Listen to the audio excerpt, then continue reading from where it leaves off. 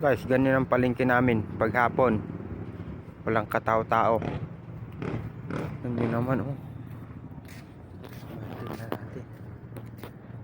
Tingnan natin guys. Walang tao pag ito hapon, hanggang tanghali lang sila. Tingnan nyo naman dun oh.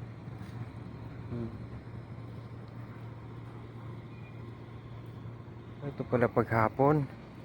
Walang tao. Hanggang tanghali lang guys. Buwang pala to. Oh, puro nakasara lahat. Kaya ito guys sa amin sa Angeles pag kahapon. Yan.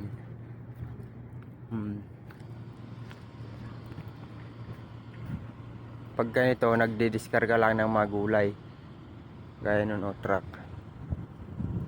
Guys. Sakwan lang ito alauna hanggang siguro tanghali. Open sila. Walang katao-tao. Mag-isa lang man din ako.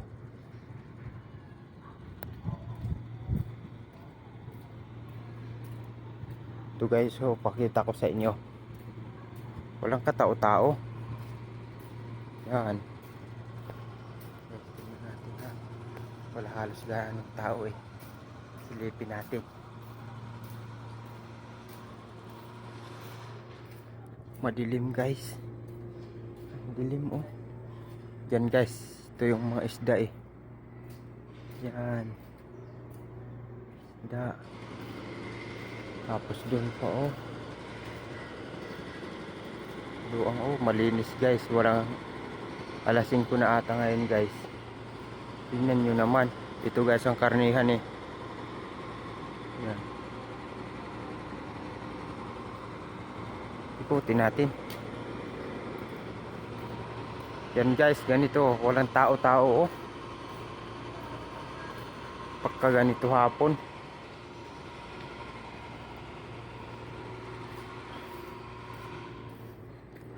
Mamayang mga kwan siguro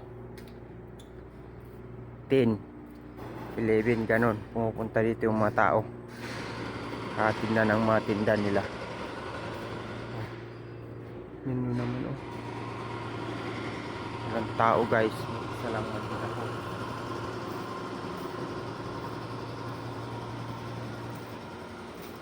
Walang tao.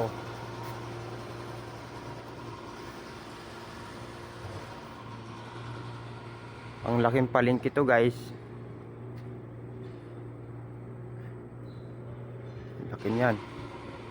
Doon. Oh. Balik na tayo guys. Walang tao. Nag-iisa lang tayo. Yeah. Balik na tayo. Baka kainin tayo ng aswang. Ito lang guys.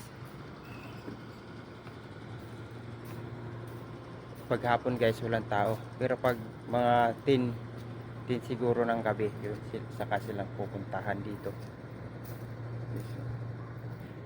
Yun naman, walang katao-tao. Yan guys ang palengke sa Angeles. Thank you guys sa panonood. Peace.